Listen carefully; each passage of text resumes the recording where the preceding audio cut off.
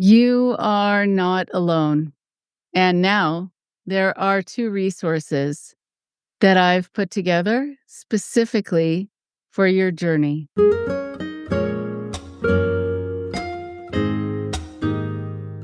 This is your host, Rachel Bernstein.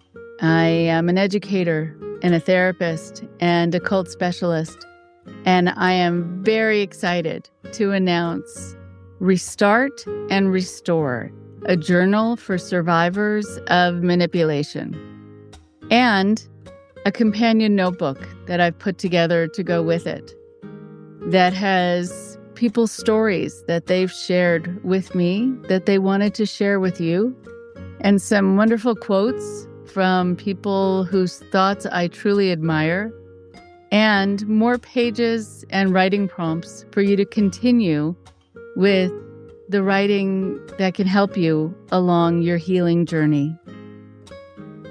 This isn't just another blank journal.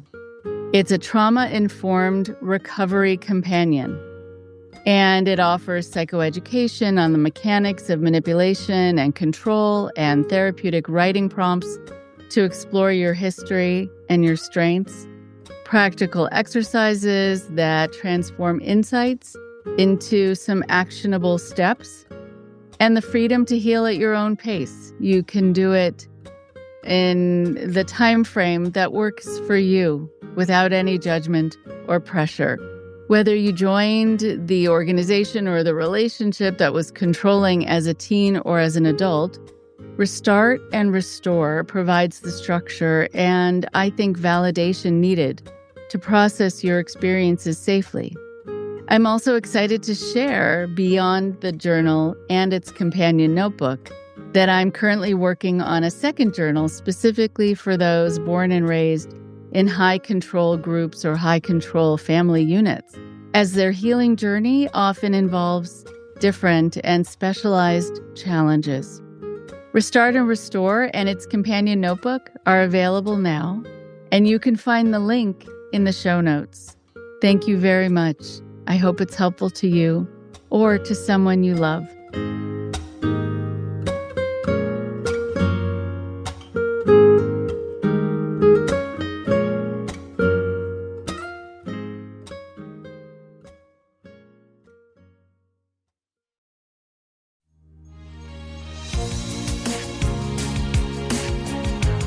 Welcome to IndoctriNation, a weekly conversation series about protecting yourself from systems of control.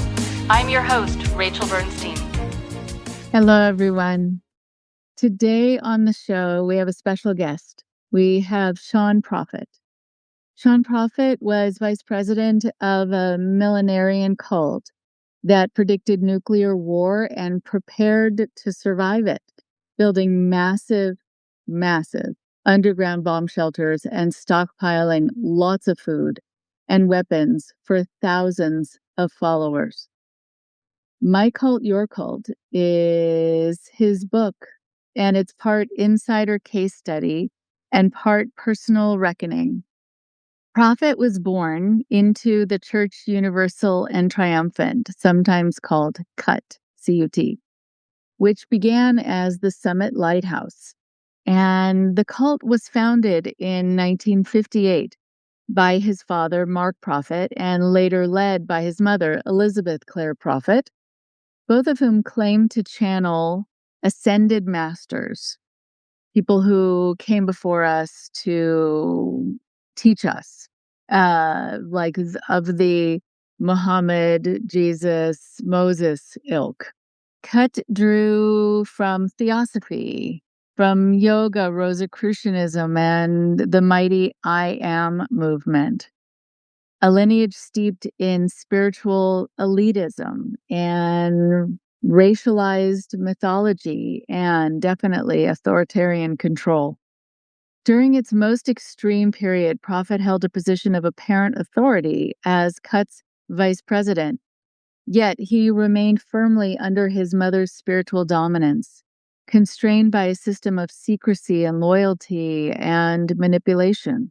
In 1987, Elizabeth Clare Prophet predicted a Soviet nuclear strike for 1989, setting in motion one of the largest private bomb shelter construction efforts in American history. When the prophecy failed, he left the organization and began the long process of confronting his complicity and emerging as one of its sharpest critics. The book draws powerful parallels between Cut's apocalyptic dogma and the authoritarian tactics of contemporary movements, including MAGA and Christian nationalism and online cults like QAnon.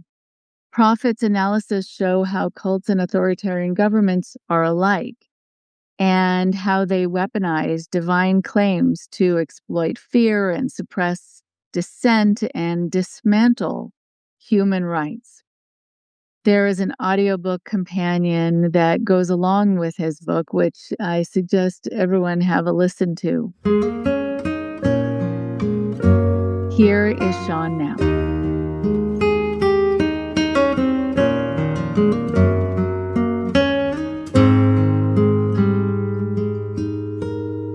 I am so happy to be able to speak to Sean Prophet today and to have all of you hear part of his story and find out about him and his incredible book that covers so many wonderful subjects with depth and finding what is linked to other things that sometimes can be surprising. Before we get into the whole discussion, I would love for you to take a moment to introduce yourself to those listening, and then we'll get started. Thank you so much, Rachel, for having me on. My name is Sean Prophet, and I'm the author of My Cult, Your Cult. It discusses the cult that was started by my parents, Mark and Elizabeth Prophet. And it's a book that covers not only my story, but also a lot of theory, psychology, ethics, talks about authoritarianism, totalitarianism, and how cults destroy truth and bolster authoritarian power. That's the subtitle. I love it. It's reminding me of Stephen Colbert has this phrase he calls truthiness. Yeah. It's sort of like truth adjacent, right? Sort of sounds like it, but it goes off the rails. And within certain environments, that just doesn't matter because the truth is whatever the leader says, and it can change from one day to the next. And then it's the new truth, which is very difficult for people to grasp or for you to feel like you can master the system. It kind of keeps people, I think, feeling a little bit on edge and needing to know what's going to be true next and how they're going to be able to get something right that was wrong yesterday. I mean, everything, it's like tectonic plate shifts under your feet so often is how a lot of people talk to me about it. So I just wanted to let you know, because we haven't talked before, that I started doing this work in the late 80s during a monumental shift in your life and in the life of Church Universal and Triumphant, otherwise known as CUT, as you know, but just for the listeners, that's what we're talking about. I found out a lot about what was happening during that time, predicting the end of the world. I've worked with a lot of people who have been in groups where it was apocalyptic, where they didn't plan for their future, where they didn't have a plan because who knew if things were going to be around, and that it was so much about protecting your life, protecting the planet if you could, this sense of urgency, and all crafted, all made up. And then when that reality comes crashing down, it's a very hard one. And a lot of people leave similar to the timing that you left and you made that shift, which I do want to talk to you about. And I also wanted to let you know that I use your mom, Elizabeth Clare Prophet, as an example of how to speak in a hypnotic way. And I used to have cassettes. Okay, does that show how old I am? I used to have Yeah. cassettes of her talking, and also with the teachings that were repeated and faster till it sort of sounded like bees buzzing, and that she had this cadence of speaking in a certain way that really drew people in, that I think felt, to me, in retrospect, planned, formulaic. She had a way of talking that felt deliberate, that felt superior, and that was also hypnotic. So there is a lot that I've heard about the group and also people I've treated who were either born and raised in it or were brought in by their parents and lived a very interesting life in terms of not being able to do any self-care and limited food and resources and being under fear. It did a number. And then, this is my long intro, just so you can orient yourself to what I know and so you can feel comfortable bringing it up. I've also worked with a lot of people who are part of these sort of legacy families, the children of, the grandchildren of, in some cases, the great-grandchildren of. There's a certain burden that's held by you, by others. And I can't speak specifically for yours because we haven't heard about yours yet, but there's very often this fall from being on high, but also that there is moral injury. What was I a part of? And what do I need to pay for because of it or make up for what my parents did or created? It's heady and it's a lot to put on someone's shoulders. I give you so much credit for being able to be out there and telling the story and doing what you can to do education, prevention, but also broadening the conversation so people see that this isn't just about Church Universal and Triumphant, it's about bigger things. I would love to hear from you about kind of a day in the life, if you remember when you were growing up, so we get a picture of little Sean and what it was like in your life when you were small. When I was small, it was all I knew. There was no sense of it took a little while to develop that sense of insider versus outsider because this was my world. So I did begin to become aware that we were not like other people. And particularly when I started going to a local elementary school. Now, you have to picture I was in Colorado Springs and we were in the Broadmoor area of Colorado Springs, which is the Beverly Hills of Colorado Springs. So it's a very wealthy neighborhood, and we had a huge mansion, the largest one in the neighborhood. And of course, we had about anywhere between 30 and 60 people living there at any given time. So I show up at elementary school, dropped off in a green Cadillac by a black staff member, and I'm wondering why these kids all think I'm weird. They're making jokes about my house, the walls are made of poop, things like that. It was clear to me at that time that the kids, they kinda had it in for me, and I didn't know why. So, a lot of times I'd ask my mom, "Why are the kids all mean to me?" "Oh, they're jealous of you." And then sometimes she would say, "It's because of your light. You're different. You're a chosen. You're part of the chosen people. We're separate from that." That's how I began to become aware of this separateness. Wow, it's so interesting. Also, the phrase, "They're jealous of you." I hear that a lot from parents who have a more narcissistic leaning, that's the explanation. They're jealous of you because I think that's the wish on their part, that people are gonna look at their life and be jealous of what they have. Says we're better. Says we're better Yeah. than them. And that was the whole thing. We were the light bearers, and the outsiders were the fallen ones.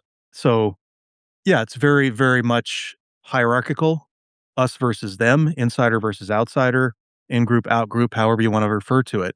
That distinction was very, very clear.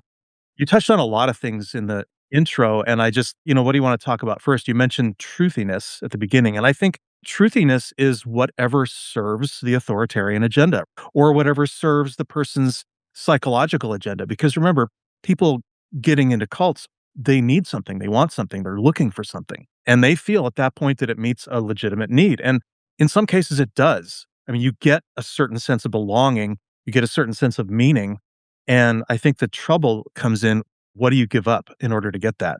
Is the price too high?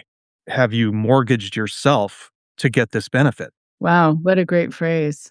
My goodness, have you mortgaged yourself to get that benefit? At what cost? Wow, have you mortgaged yourself? I'm gonna write that down, give you credit if and when I ever use it. I think it is really incredible that you also, I mean, you paint a picture, just that experience at school, that it's very isolating and confusing about why you're being received that way, but also that you're in then two worlds. Completely. I mentioned this in my book, Code Switching.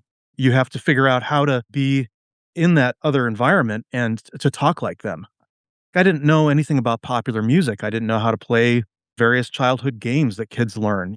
There's just a lot of jargon that I wasn't exposed to. And of course, they didn't know what I was talking about. If I brought up any of my experiences or talked about my life, of course, they didn't seem to care. I was so much of an outsider. I had a hard time making friends and it was just tough. Right. And you have, I know about a sister. How many siblings do you have? I have 4 siblings, 4 actually. siblings. Okay. I think I heard your sister speak at a conference. And I'm wondering about how it was growing up with siblings. Were they having the same experience? Were they going to school outside in the same way you were? What happened is that my dad was very much he was ultra conservative, and if you know about how these things are working right now with school boards and how ultra conservative parents are either trying to pull their kids out of school or they're trying to get on the school board and change what's being taught, ban books and things like that. That's kinda how my dad was, and he pulled me out of school in the middle of 4th grade and started our own school. So by the time my sisters were of school age, they were younger and they went to our school. They never went to public school. So I was the only one who actually had that experience because I'm the oldest. Okay. Even though that experience was a hard one and alienating and lonely, it's still really important. It's kind of more of a frame of reference for what the rest of the world is like, Oh, yeah. pop culture references, those kinds of things that you were exposed to. You hear this a lot from educators that equally important to the academics is socialization. As a child, if you don't get that socialization, this is why I have such a problem with the homeschool movement because even if you can, I mean, it's very hard as a parent to do everything else and be there as an educator for your child. I mean, that's like a extremely tall order. But even if you could do that, the kids are missing out on the whole idea of going to school and is to find out alternative perspectives from your parents. If you just home all the time, you're only getting one perspective. So being with other kids, having those rough edges rounded off, those are all important reasons to be in school. And of course, once I got pulled out of public school and back in our cult school, I had none of that. I mean, I did have the other kids, but I was no longer able to understand and participate in a different reality. So tell me, it might be hard because you were young when the shift was made, but what was the difference in curriculum? Why was it important for your dad and or your mom to create something where it was really a very controlled amount of information about, I'm sure, only certain subjects? What was it like? We did have a full academic education, and the funny thing is that I was tutored before I went to elementary school, so I was already, like, kind of academically ahead in some areas. I was a year early, and then I skipped 2nd grade, so I was in public school 7 and 3rd grade or something like that. I think my dad's main objection was very much you hear a lot of these MAGA people saying today about wokeness, and at that time, it was called sensitivity training and diversity training, those kind of things, and he thought those were all, communist plot. It was very, very similar to MAGA. He was a John Bircher, extremely conservative. Everything bothered him, and he would have arguments with the principal of the school, and he was very outspoken guy. You see that a lot with parents. I'm sometimes called by the children of, sometimes even high schoolers, who are saying, especially during COVID years, and I don't mean to make people think that COVID is gone, but still, when it all erupted, people were calling me saying, help. My mom, who was really peaceful when I was growing up, just lunged at one of the other parents at a PTA meeting because she's now in QAnon and she needs to save the children, and I don't know what's going on. So there is this militant piece that gets exposed in people because I think they are so frightened.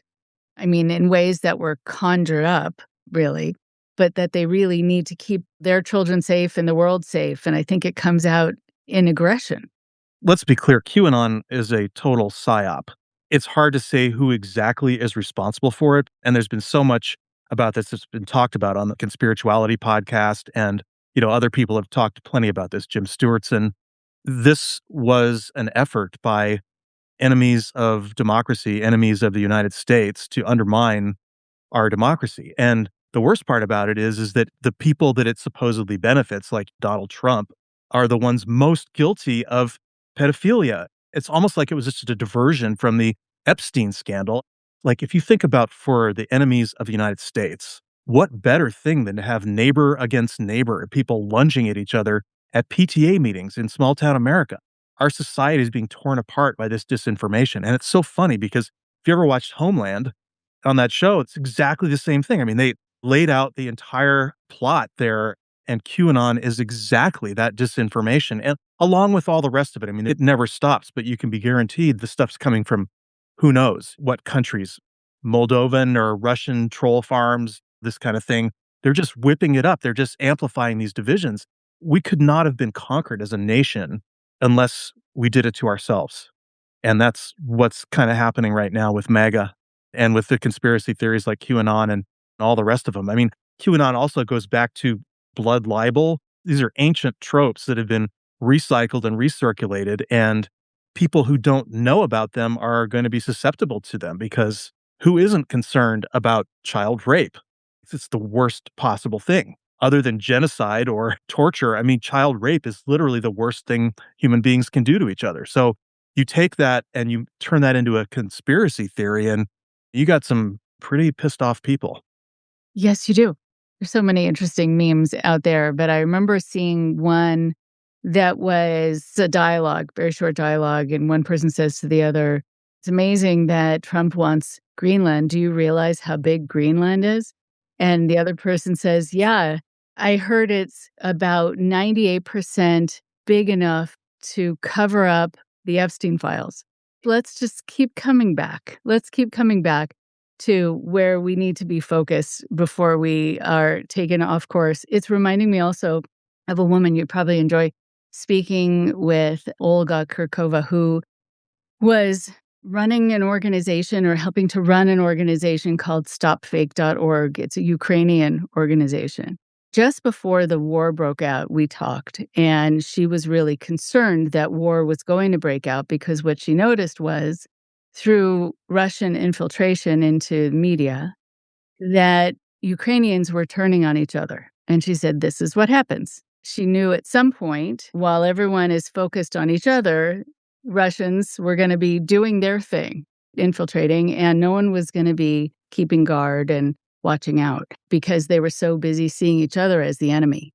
And it is an age-old technique. It's also true with the blood libel. I mean, it's very hard for me as someone who is Jewish, and proudly so, that you hear about these organizations, even flat earthers, where it suddenly becomes anti-Semitic. And I think, what? And then you hear about the Jewish space lasers. Like, how does it find its way into all these old tropes, and when are they going to go away? I feel like they're so embedded in our psyches as human beings. Well, once you lose the tether to reality, then all of these things, first of all, I mean, the whole idea of anti-Semitism or racism of any kind, it's completely unscientific concept, first of all. There's nothing different. I mean, we're so closely related to all human beings. The concept of race is more of a cultural thing, really, and it also just had to do with geography. People migrated to Northern Europe and lost their skin color. It's just, we're all the same. We all came from Africa. All these cultural divisions, they just benefit the powerful. I mean, if you want to rule people, keep them at each other's throats. So when you take something as ridiculous as flat earth or the stupid conspiracies that everybody should be able to know are false, it's like there's a motivation. Basically, what they're saying is truth is not the boss of me. I can believe whatever I want. If I want to think that 2 plus 2 equals 5, that's my choice, my opinion. And that right there is what cult leaders ride in on. That's why it skews authoritarian, because if truth isn't the boss, then the leader is the boss, and the leader can change their mind. It's what you said in your introduction. You're tap dancing from one foot to the other to try to figure out what's true today. And once you've lost that tether, I hold myself accountable to what's true. That's a tough stance to take in a cult because you will immediately get social pressure. People who are flat earthers used to face ultimate ridicule, but now they've found each other on the internet and they can ridicule mainstream science as if there's something wrong with it, and they have a higher truth. This is all what cults are about, is the higher truth that's not accountable to reality. Right. I remember seeing this button that someone was wearing, and it was printed by NASA, and it said, "It's round. We checked." I loved it, to the point. There's so much now that's funny and sad at the same time that it's even necessary. But the idea of truth is interesting too, because people also, I've been doing work with people who have been involved in cults for 35 years. And over time, I've expanded it to include people who have been in relationships with and or raised by narcissists. Relationships can be a cult of too. Absolutely right. And so when you start to hear these stories, I mean, people actually came to me saying, I heard you talk about cults. That sounded like my marriage. So they informed me about how similar it was, which was really interesting. I learned a lot over time by being open to hearing people say, this actually dovetails my life for these reasons. When you hear, let's say, a partner say, my husband told me I have to listen to him all the time because he's always right. So I listened to him. And the thing that I did, because I listened to him, actually backfired. And then he said, well, why did you listen to me? That's on you that you listened to me. I realized then Yeah. Yeah. it's almost like it's not about the truth, but the truth in the situation is you will always be wrong and the person in charge will always be right. That feels like that's the truth. Truth becomes an expression of loyalty. Nicki Minaj just declared that we hadn't been to the moon, this typical thing. And it's almost as if in order to be thought well of in MAGA, you have to check all the boxes. We don't believe in COVID. We don't believe in climate change. We don't believe we landed on the moon. We don't believe the earth is round. How extreme are you going to go? We had Trump, remember in his first term, he's looking at the eclipse just because people said, don't look at the eclipse.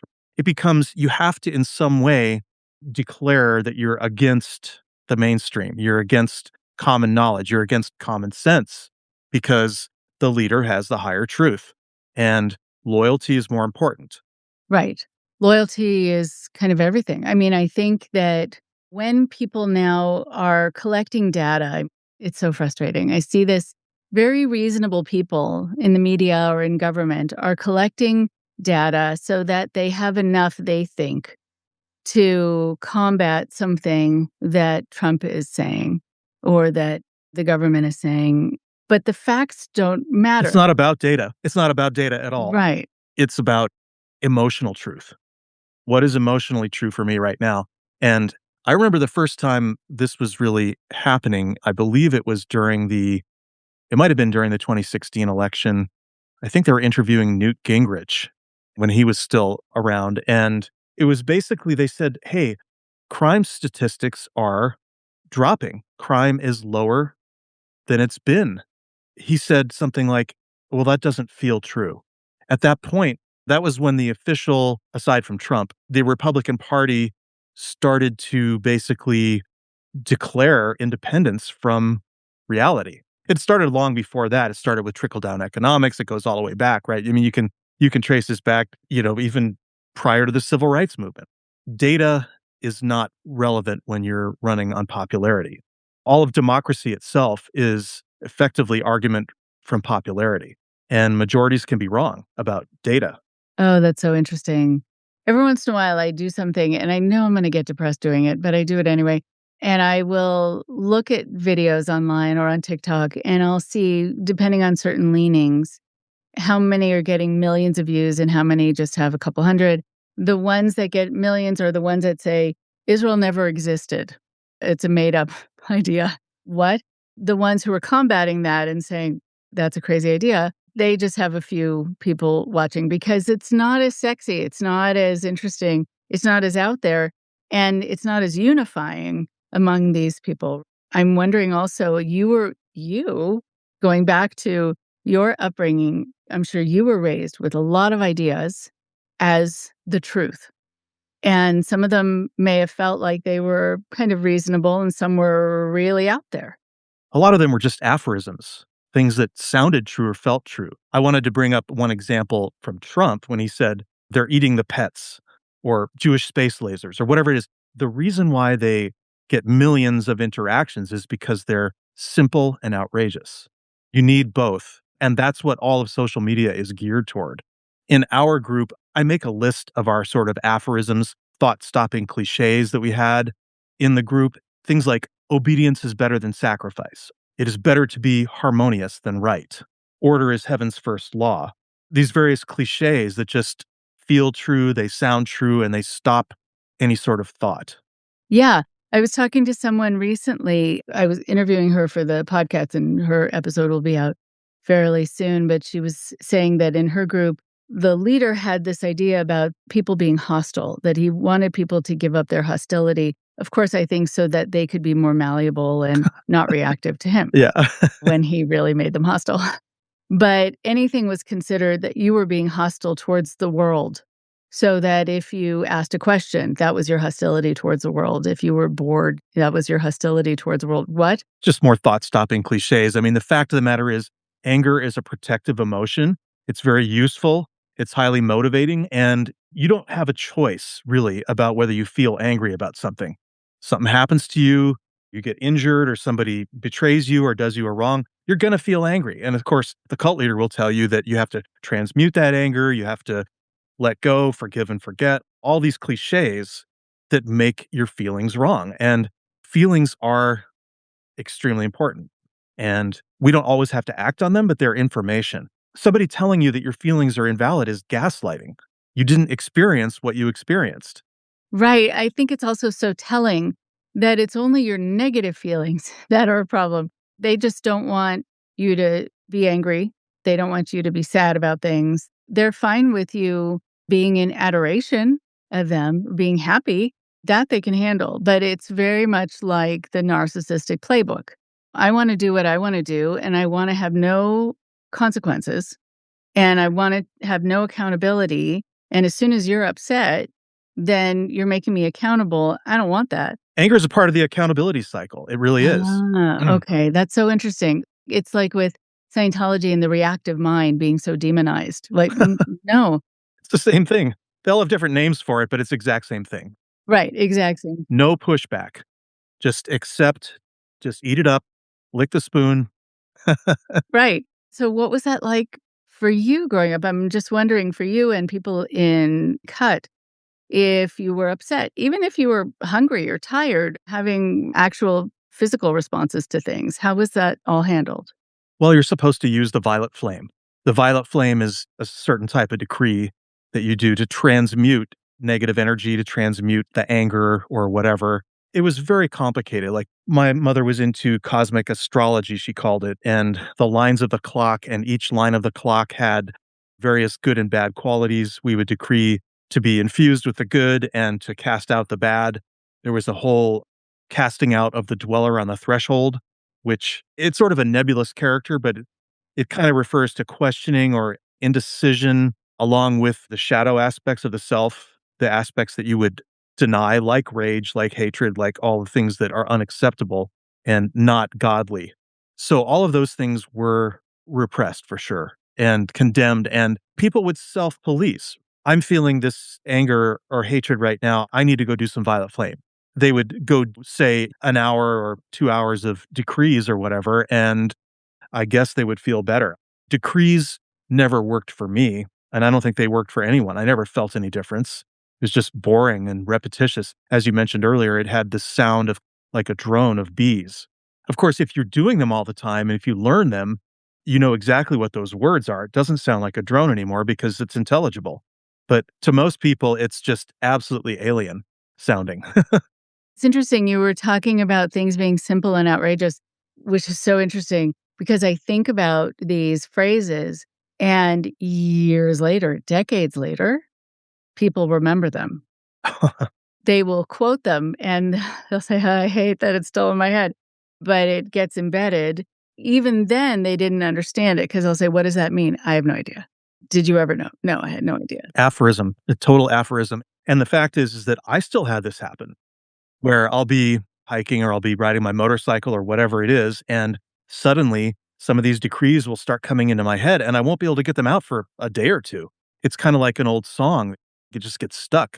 Your brain gets in this loop, and that demonstrates the power of how hypnotic this is and how people who get out of cults are impacted for life. It's not like this goes away. It's always there with you. I mean, that's true of all experiences, but these experiences are powerful because they represent you abdicated and then you had to reclaim yourself. And so that memory of all of that is going to continue to reverberate, and it takes a lot of time and work to really keep it at bay. It does, and I think for a lot of people it's depressing, or they think they're still in it somehow, or that it still has some power over them, and I think you're right that people are impacted for life. I do think it's important when that happens, like if you're on your motorcycle enjoying a very free moment. I'm sure it's a huge drag to suddenly have these things pop up in your head, and then I think it's good to say, this doesn't mean something about me. It doesn't mean that I'm still there. It doesn't mean that I'm weak in some way, right? It means that my brain has the capability of doing what brains are capable of doing, which is if something is given to me and repeated over and over, I will memorize it. That means also that I could probably learn an instrument and I could learn a new language. And so, what does this mean about me potentially in a positive way? Like, I wonder if a reframe is important at times. Oh, for sure. I mean, the brain, these are physical synaptic patterns that are encoded. You have no control over that. If it's in there and it's coming out, I always think to myself, maybe this is one less time that I'm ever going to have to hear this for the rest of my life. Oh, I like that response, actually. I think that's really good. But it's important to talk to yourself in some way that helps you feel a little reassured, or in some way that's a positive light. So interesting. I wonder also, before we move back into so many subjects that we've already gotten into, I'm sure people want to know a little bit more just about what your parents were like, because people are going to see the outward persona, the polished persona, the backlit with the aura persona, and then also what it's like to be in a room with someone who is channeling, because that is huge, again, on the internet. There are a lot of people who are channeling. So I'm just curious, from a behind the scenes view of your folks and also being in the room with an ascended master, or at least what you thought was an ascended master at the time. Right. Well, you mentioned in the introduction about my mother's voice, that her voice was captivating. And it was. I mean, she was very charismatic. She had that ability to command. I mean, her voice was the most, at times, it could be terrifying. There would be grown men twice her size that would tremble when she would speak to them. It was great power that she held. And she held it because people gave it to her. If you think about a cult leader without followers, they would just be somebody with strange ideas, possibly holding up a sign on a street corner. It's the followers. When you're in a room, say at a conference, say my mom's in a room with 1,000 people, if you're one of those people, you're looking at the 999 others and saying, there must be something going on here. This isn't just me. It's the audience that provides the reflection that creates the power. My sister actually talks about this in her work on charisma. It's an interactive bond and it has to be refreshed. And it is a power that is given by the audience. It's not just taken by the charismatic leader. So, as far as what channeling is, I mean, I take a very hard line on this in the sense that I don't know exactly how this process worked, but according to everything we know about modern science and biology, psychology, every single word that came out of my mother's mouth came from her brain. There's no other place that it could have come from. The mind is what the brain does. It's this physical organ that's incredibly complex. We have something like 100 trillion synapses in our brain. And the interactions between those, and you do start getting into the neurology, the ion channels, this and that, the way that new neurology can be created to do new things at any given time. I'm reading Sapolsky's book right now called Determined, and fantastic book. I won't get into that because that's not our topic. But what I will say is that everything that comes out of a channel's mouth is coming from them, not from an outside source. There's never been any evidence. There's no way to verify. There's no way to tell the difference between someone who is imagining a master versus if there actually was one. So if you can't test it, then there's no reason for anybody to be able to claim that it's true. We're in flat earth territory again. No amount of proof will convince someone who believes in a channel that they're actually just a human being talking. It's not about what's true or what can be proven. It's about what makes them feel good. People who follow channels are looking for answers, and they have to believe that those answers are superhuman, supernatural, because otherwise they're just listening to a person. So it's elevating this message to a higher authority, and it's all based on authority. I don't know how many different ways to say it. It's similar to people who will say, I'm speaking for God or God speaks through me. And so, well, then you can't argue because you can't disagree with God. But also, how do you prove it or disprove it? It's like Madame Blavatsky and her automatic writing. I agree with you. It came from her. There have been studies on different kinds of epilepsy that can cause people to feel like they're communing with spirits. And so who knows if it's a disorder or if it's just a fabrication. But either way, I'm with you. There's no proof that this exists. But you can see it now, unfortunately, online. A lot of people are getting a lot of followers saying that they are channeling lots of warriors. And it's only a problem if it's a problem. Fine, if someone wants to talk that way and say that they are channeling, but as soon as they want to have members, people being devoted to them, giving up their life for them, that's when it becomes a problem. That's why I try to keep my eye on it. I'd like to ask a follower of a channel, how do you know this isn't performance art? How do you differentiate performance artist or an actor from a channel? How would you know? There are some great actors in the world. They have awards. The problem with channels is that they say that they're not acting. They claim that it's true. That's the part. I mean, scripture wouldn't be a problem if it was in the category of fiction. A channel wouldn't be a problem if they declared themselves to be a performance artist. It's the mixture, the declaration that these are real, true things that are happening that's actually the fraud. Oh, that's so interesting. I mean, I got this sort of this chill went down my spine when I saw evangelists talking about Trump being the anointed one. And I thought, oh no. Well, then he was sent by God. Great. Can't be questioned. Can't be questioned.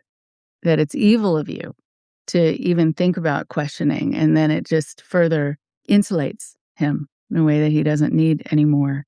And just to be clear to people listening, we're talking about Trump, but we're also talking about something larger, which is about perception, which is about, I think, narcissism, which is about totalitarianism, which is about how movements can keep going and grow without people understanding that how much they're forfeiting, how much they're giving up logic, all the things that sort of, and facts, the things that keep us safe.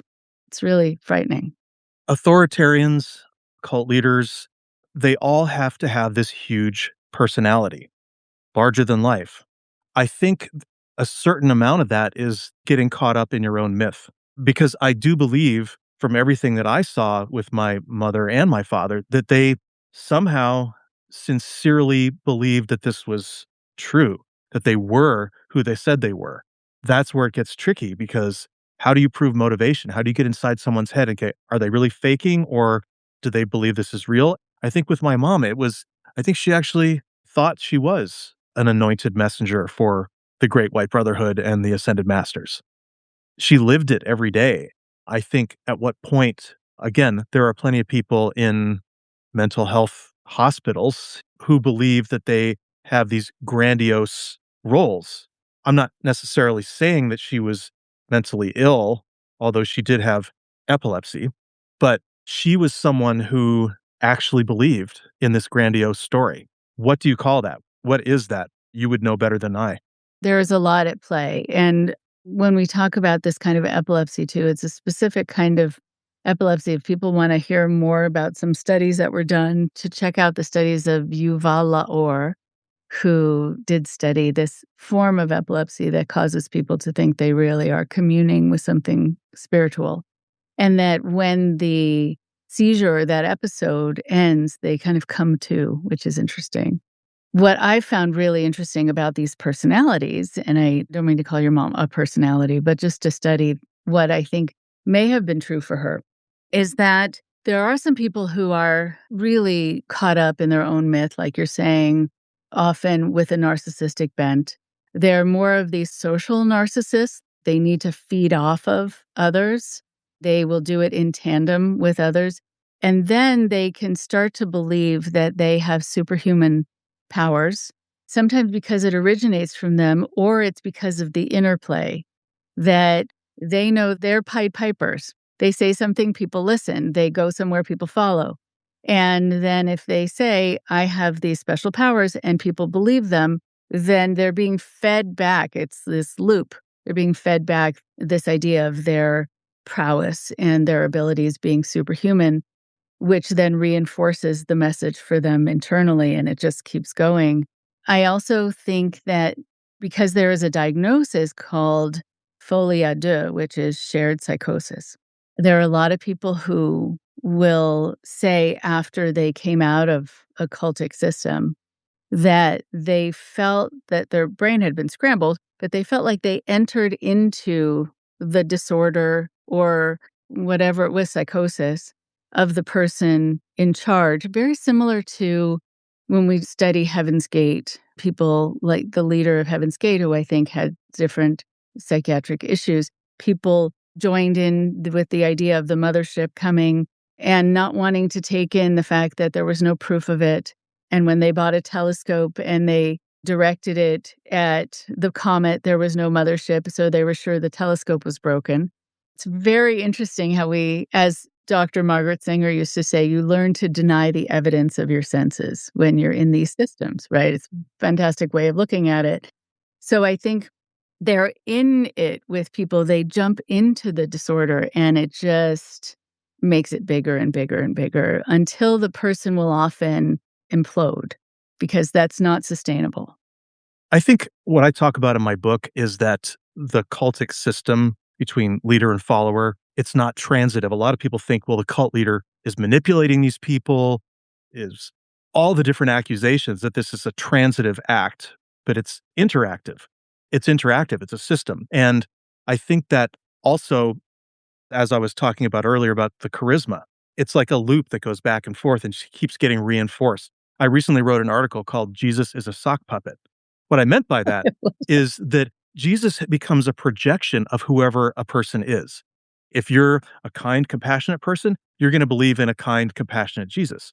If you're an angry, vindictive person, you're going to believe in the judgmental Jesus and the one who is smiting people. And I think that's also true with channels. You're going to channel a master that is like you, if you believe there are even any masters out there. But I was reading an article the other day and they were talking about certain types of schizophrenia where people would hear one of their inner voices and believe it was coming from outside themselves. Now, I don't know if I'm getting that right in mental health terms, but it's a recursion. You believe you hear the voice of God or an ascended master, and it's your own voice getting recycled back to you and amplified because now you believe this came from outside yourself, that you're a part of something larger. And so now your certainty about what's true and what's right has just exploded 100-fold.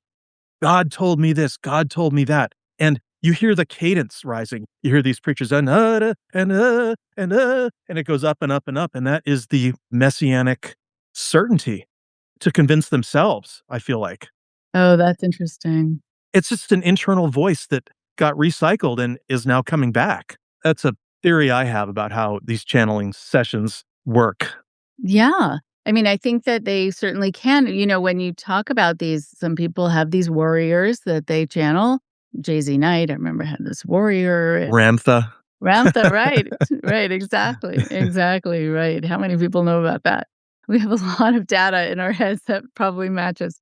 But I think once you start thinking that you are communing with the ascended masters, with Buddha, with Muhammad, with God, all of it, I think there's something in us, you and me and a lot of others, most others, who, if someone said, well, what do you think God wants? Or what do you think God says? You'd say, I can't say. I mean, that's not for me to say. That's a relationship that you have with God. Do you believe in God? I don't know. And there would be a lot of like hemming and hawing. But to get to that point where you're so sure and convinced that you have this channel, I think you need a different kind of personality. And you also need to build in something into your system where if it turned out to be wrong, that doesn't matter somehow. You still are protected because people can't question you. They'll assume that it wasn't wrong, that it was for some other reason, or it was a test. They have other ways of making sure that they're still protected and still right, and that people learn not to question. So I think cult leaders are really good at tying people's hands behind their back without people realizing that that's what's happening, so that they can say or do whatever and no one will assume that they've lost their mind. Well, when you talk about narcissism and you talk about ego, and I mentioned this at the beginning of this show, it's a little bit humbling to realize that you're subordinate to the truth. I don't get to decide what the universe is like. I can only acknowledge it. I don't have control over mortality. I don't have control over the future. I have to be somewhat humble, and cult leaders are anything but humble. They pump up their own ego, becomes a feedback loop with the egos of the people who are following them, who think that they're now important because they're in the presence of this important cult leader, and it just keeps growing and growing. Where's the check or balance on that power? It's a loop. It has to be broken, and when it finally is broken, then everybody kinda looks around and goes like, "Why did we ever fall for that?" I keep waiting for that to happen with Trump. I don't know when that's gonna happen, but this has been a 10-year, going on 11-year nightmare now with this guy. It's incredible. I think what's also true is that there are a lot of people who are now having buyer's remorse because they're seeing things that somehow they weren't expecting. Even though everybody told them. Right, everyone told them, and everyone also told them that there were gonna be things that were gonna go beyond, that they were gonna go beyond anything that you could even expect, but just to expect that. There's just so much chaos that you just can't keep up with it. I think the loop that we're talking about too also includes when people leave, there's something wrong with them. Always, Right, so always. then there's no insight. "Oh, it seems that everyone's leaving," or "Everyone seems unhappy," or "People are starving." Those are betrayers. Those are traitors. And that's as far as it ever gets. Because if you question, then you belong with them. You become the traitor. You become the betrayer. So it just sharpens the in group versus out group all the time. It's like every day it's getting sharper and sharper. And then you have MAGA. Now suddenly MAGA isn't enough. It has to be ultra MAGA. You narrow the core of the believers who are so fanatical that they would kill or die for the leader. Eventually, you get to that point. Yeah, that's when it gets very frightening, like it's not already, but it can still get to that point, and there might be people already there. I'm wondering to just toggle back to when you left, how that was seen, like, how old were you, and how was that dealt with, and what were you worried maybe you weren't worried about what you were gonna be seen as or called, but I'm just curious about that transitional time for you. Yeah, well, I actually left 2 different times because the first time it's kind of a long, involved story, but the first time I left was when I was about 20. It was basically just because the woman I was in love with at the time, who I later married and had 3 kids with, my mother was trying to ban me from seeing her, and so I just said, "I'm outta here." She kicked her out, actually, and so I said, "Well, you kick her out, you're kicking me out too." So we left together for a couple years, and then that's right around the time when the prophecies became more and more intense, and Los Angeles was supposedly unsafe, gonna fall into the ocean or whatever the hell it was, or be nuclear bombed. I ended up coming back into the cult, leaving Los Angeles, and again, this is probably gonna bore some listeners just to hear this convoluted story, but I did go back into the cult for another 7 years, and that's when the whole bomb shelter debacle happened, you know, and the world was supposed to end, and then it didn't. During that time, when I came back into the cult, I was appointed vice president. So I was actually a cult leader for about 7 years. Oh, that's so interesting, and by the way, with the people who listen to this podcast, these are the stories that they are gonna relate to because for a lot of them listening, they went through similar things.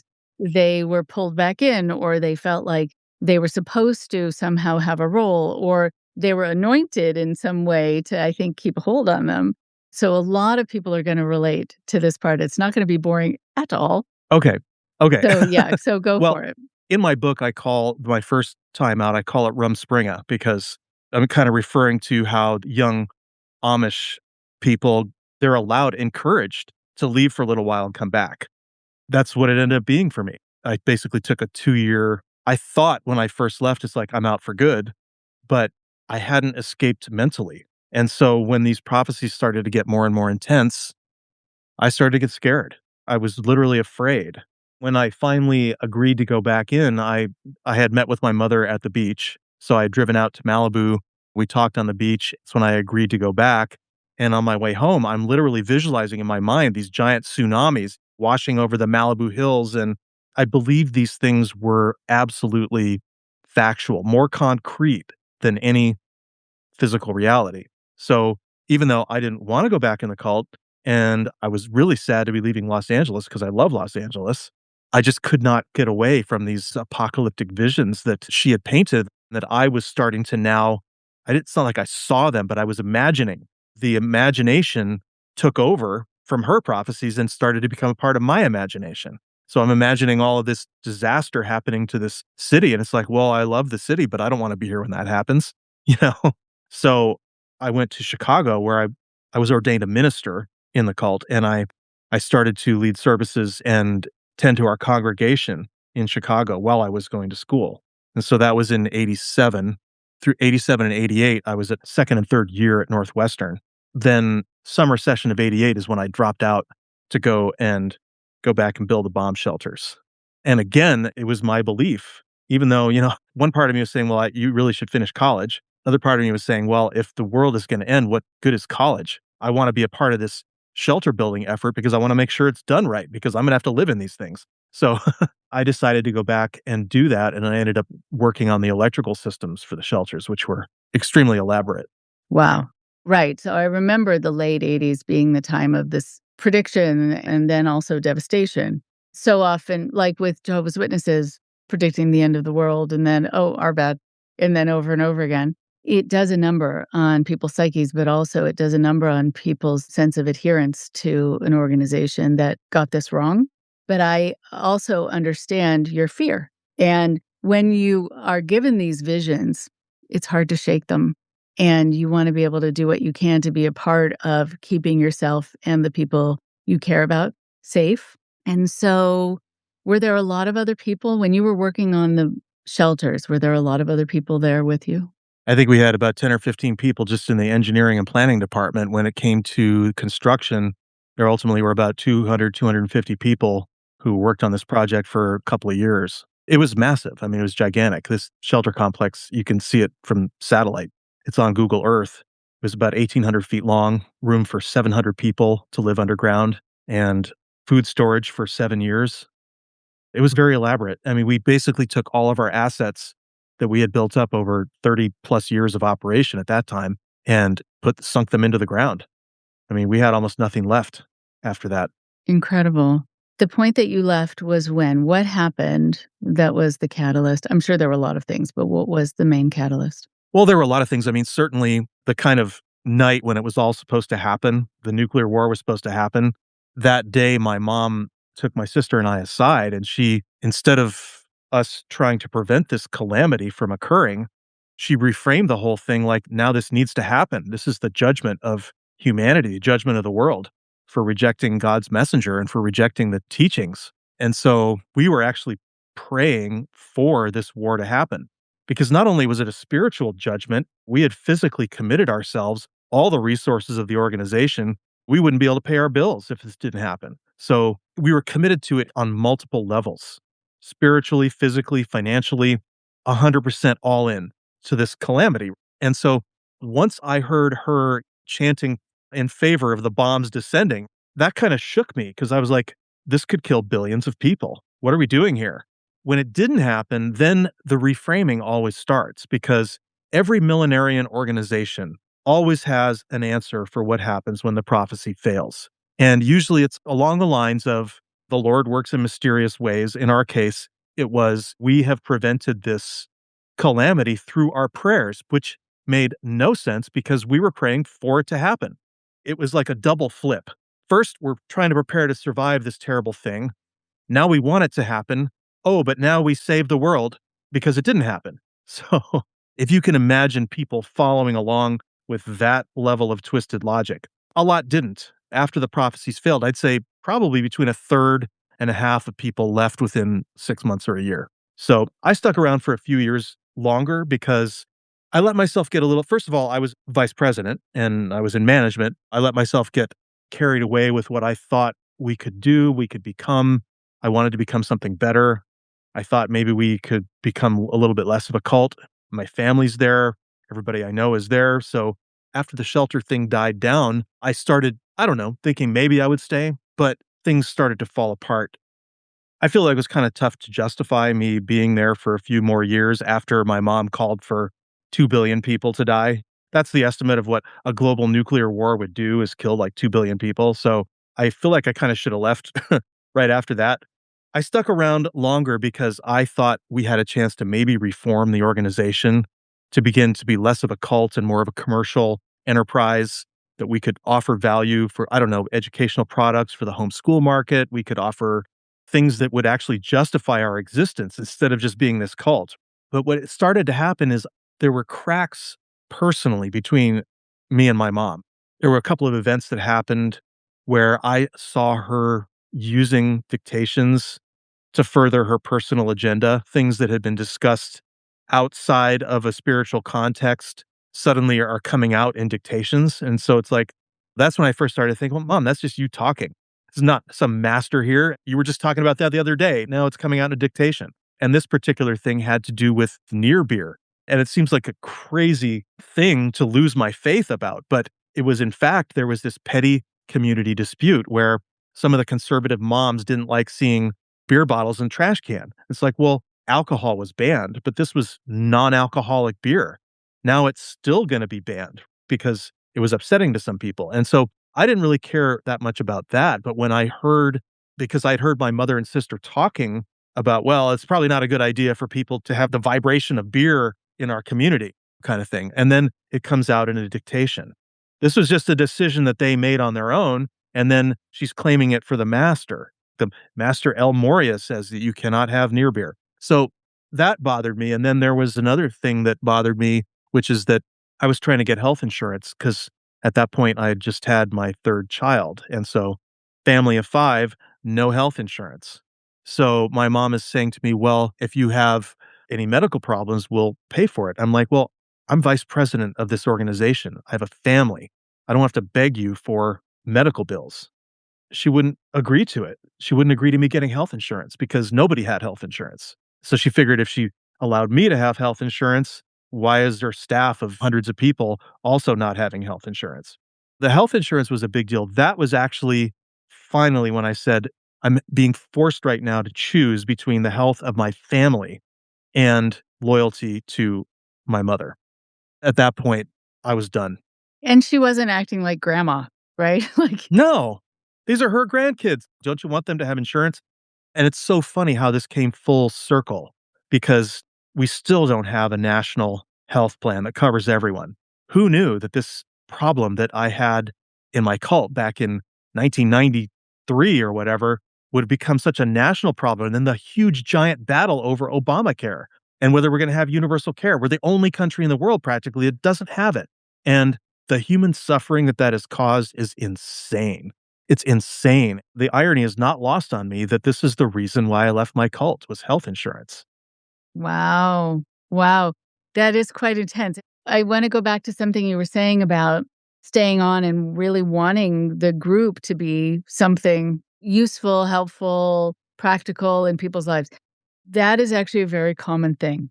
Sometimes people will say, our group would have been great if we had just gotten the leaders to leave and we could run it in a way that was sort of led by our own conscience and connecting with each other and seeing what the other person needed, not from what was dictated from on high that seemed kind of disconnected.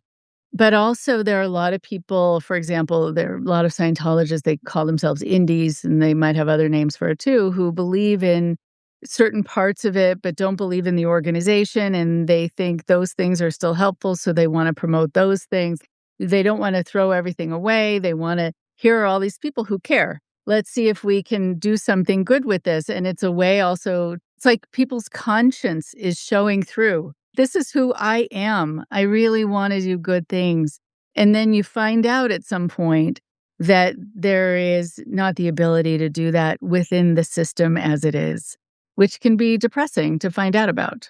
I think everybody has to go through a sort of death of their illusions. You have to go through that first before you can get out of a cult. And I think the idea, this is a phrase that I hear constantly from cult defenders and apologists, which is don't throw the baby out with the bathwater.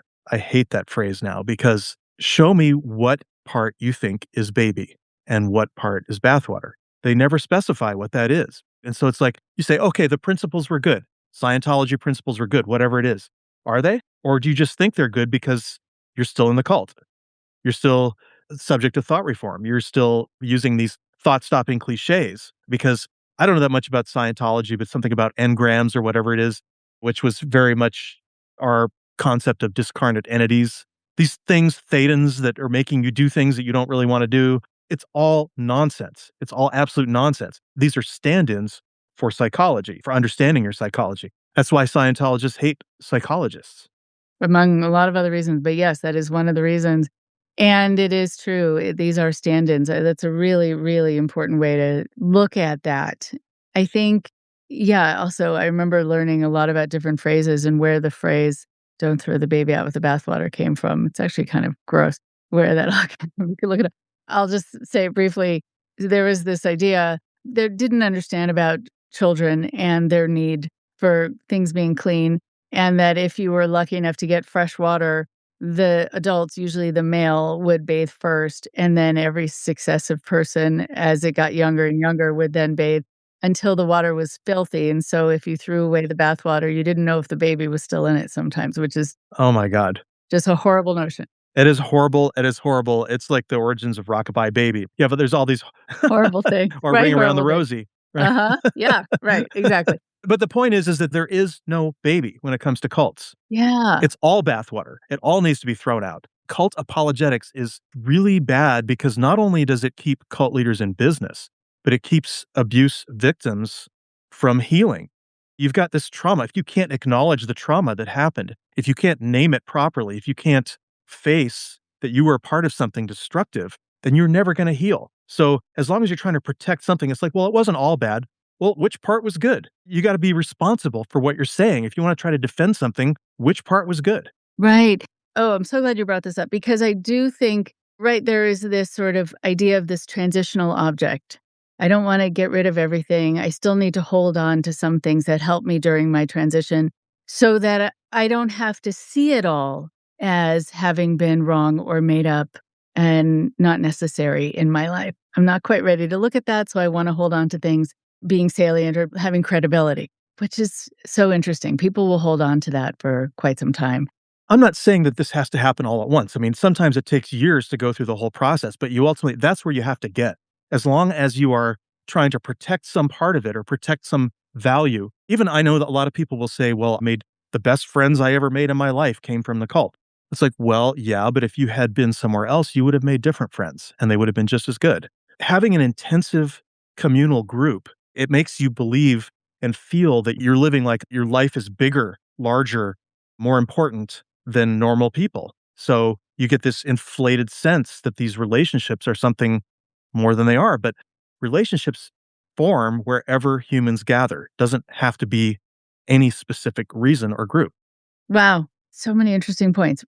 And I'm thinking also just with building bomb shelters, when you are in the trenches together and you're fighting against something together, It's like war buddies. right, war buddies, that you're connected for life, even though the whole situation was fabricated, was created for a lot of reasons. But the end result is that you feel like these are your people, that you've lived through something together that wasn't ever going to happen, but you still think that you live. So interesting. Trauma bonding. Yeah. Wow. I really want people to be able to find out about how to be in touch with you and also about your book, because there's so much in your book about what is prescient now. Yes, there it is. My Cult, Your Cult. Yeah, so my book is My Cult, Your Cult: How Cults Destroy Truth and Bolster Authoritarian Power.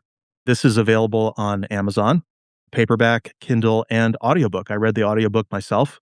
It took me quite a while to do that, but I've told, I think, on this program, maybe about 10% of what's in the book. So there's a lot of other interesting stories, a lot of theory in there. And also, I write at Substack. It's called Exoprophet, EXOPROPHET. And on that site, I also have the PDF companion for the audiobook. So if somebody is interested, they can look at some of the pictures and illustrations from the book. Fantastic. It is so timely in your book that you're going to cover so many issues that we're dealing with now: human rights, suppressing dissent, all of the things that are woven into the fabric, unfortunately, of our media today, our government today, our lives today. It is so important that you're getting this information out there and using your experience as this sort of launching pad for really important discussions. So thank you. Thank you for coming on today so that we could learn more about you and your life, but also what matters to you and what you want to educate people about. It's been a great discussion. Thank you. Rachel, thank you so much for having me. It's been a pleasure.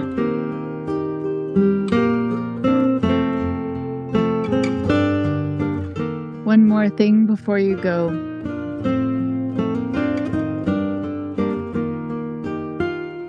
Thank you so much to Sean Prophet for all of his insights, for all that he shared about his life. I know that we were going back and forth between talking about his ideas about government, about the world, and I also really wanted to make sure that you got a glimpse of a little bit about his existence too, because what people don't know sometimes when they're talking to people who have been through these kinds of experiences is how much they've had to get past in order to just get where they are in their lives and to be able to give them due credit for that.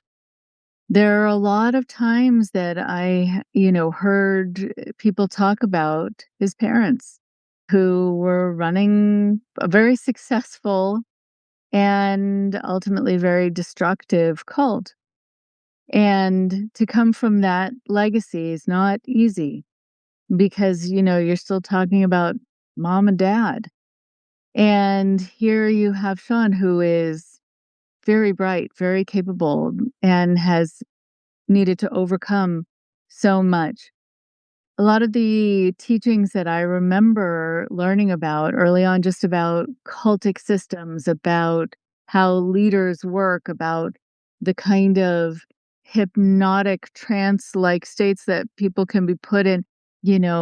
Sean's mom, Elizabeth Clare Prophet, was often used as an example for how people can take over a lot of people's thinkings and his father as well. Just talking about when he mentioned the thoughts that come up in his mind, the passages potentially from certain Bible passages or quotes about, certain people, certain of the ascended masters, people who are the thought leaders, the spiritual thought leaders of our time, people who were considered saints or whomever else.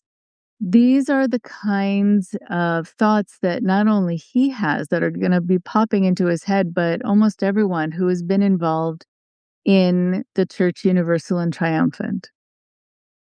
Because these things were repeated over and over and over again, and it gets embedded. And it is important to know that if you were raised in an environment that has taught you things in a repetitive way, if that thought suddenly pops into your mind, it doesn't mean you're back there and it doesn't mean you miss it and it doesn't mean you need those teachings or if they were ever relevant or if they were ever necessary. They're just there. I think about the things I was taught when I was young and they're in my head, whether they're dangerous or not, whether they're religious or not. My mom liked to have things clean in the kitchen, which sometimes made cooking with her a little bit stressful, but it mattered to her. And so when I go in the kitchen and I'm making something, I have this phrase in my head, which is clean as you go, clean as you go. And people who I have ever lived with, even back to when I was in college, they'd say, "What are you mumbling to yourself?" And I'd say, "I'm not even aware that I'm doing it, but I'm thinking clean as you go." So, is that a necessary thought? I don't know. Probably leaves me with less of a mess later on, but it's not destructive per se. It's just there. So, when you have these thoughts that are for your benefit, you think, or to keep you in line, or to make sure that you are staying a good person, or that by reciting these things, you're staying in good grace of the person who is in charge, it's going to be even harder to shake those things because you felt like you were supposed to hang on to them for your safety and for your social safety within that organization. So when people notice those things, when they notice cultic teachings, when they notice cultic verbiage in the words that they're using or the words that pop into their heads, again, it doesn't mean there's anything wrong with you. It just means your brain has the capacity to take on information that is presented to you in a repeated fashion and to have it stick. So it's important then to notice those things that suddenly pop into your head and to wonder out loud and to even speak to them and say, do I need you? Is this an important piece of information? And also to notice and to wonder, why was I taught this? Was this for my benefit? Or did this serve the people who were controlling me for me to believe that or for me to have those thoughts in my mind? There is something also that Sean talked about what gets people's attention. And this is also about sort of what gets stuck in our psyches. And he was saying that things that are simple and outrageous get people's attention.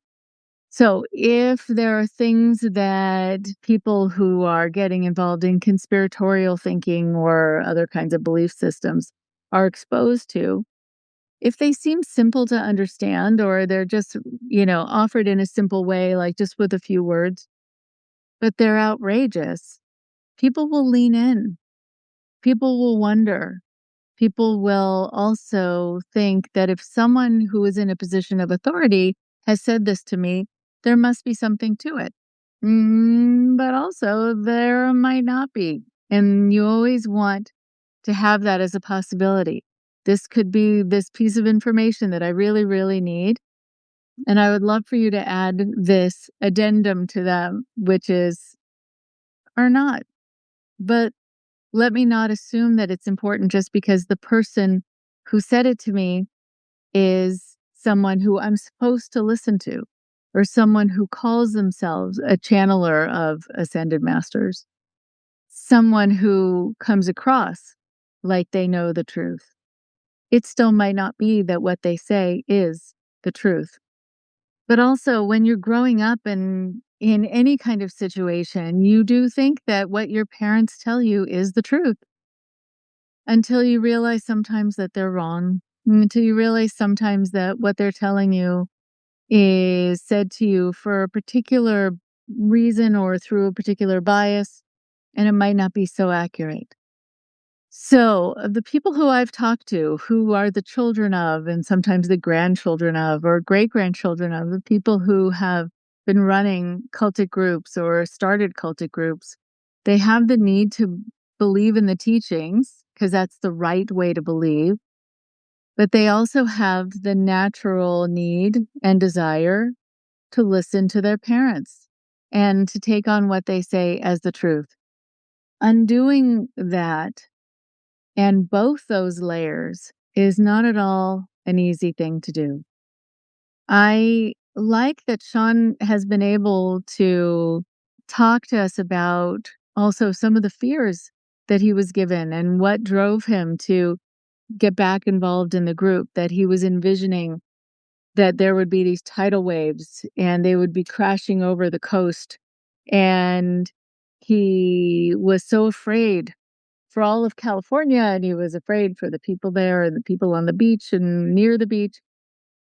When you're given these visions that are extreme, that are so disturbing, they do stick and they become part of your psyche, and you will wonder if these are things that are really going to happen. They also enter into your dreams, into your nightmares, and they really get under your skin.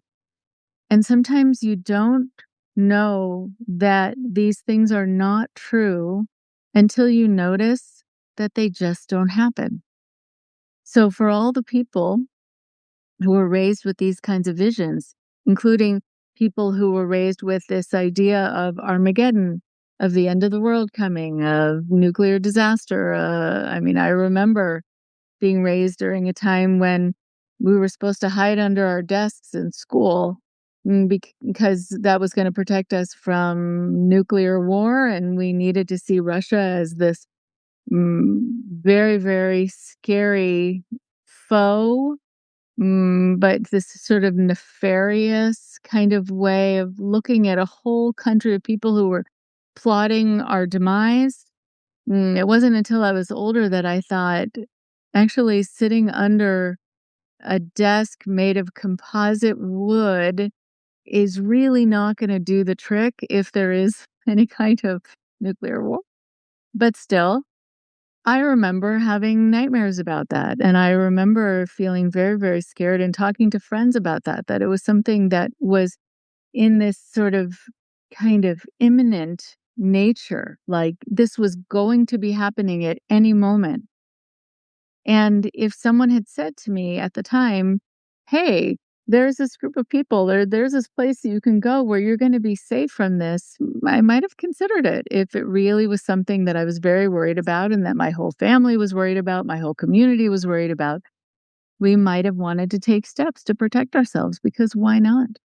So when people tell these stories of searching for communities, searching for safety, it is good to not think and wonder about the person themselves, like what made them susceptible to this and why are they so worried about these things, or what makes their thinking paranoid, or just not to put the focus on them, but instead to think, what created that in them? Who created that in them and why?